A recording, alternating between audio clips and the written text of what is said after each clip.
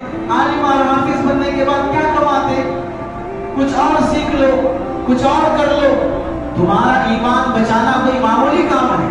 ہر آئے دن تم پر جو ڈاکہ زنی ہو رہی ہے، تمہارے ایمان کو لوٹا جا رہا ہے۔ کون کون سا فتنہ جو ہندوستان میں شروع ہوا، اس کا مقابلہ کرنے کے لیے علماء نہ آئے ہو دکھا۔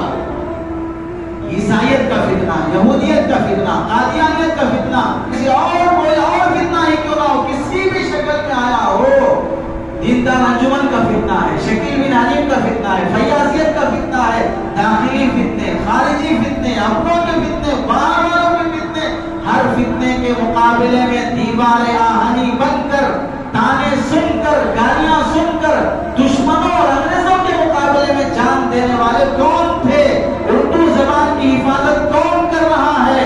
اسلامی تہذیب کی حفاظت کن سے ہو رہی ہے؟ ہمارے جنم سے لے کر جنازے تک کے دینی اور شرعی مسائل کن سے حل ہو رہے ہیں؟ یہ صرف اور صرف ان اداروں کی برکت ہے، یہ صرف اور صرف ان اداروں کی برکت ہے۔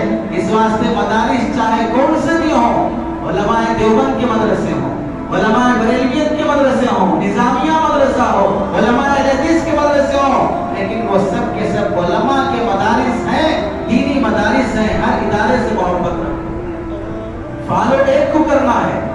دو بسوں میں دو ٹانگیں رکھ کے سفر نہیں ہوگا، تم نہیں پہنچو گے، ٹکڑے تمہارے پہنچیں گے۔ ایسے ہی اسی طرح ایک مذہب کو ایک مسلک پہ چلو، بٹے ہوئے چلو گے تو پھر آخر پہنچنے تک ایمان محفوظ نہیں رہے۔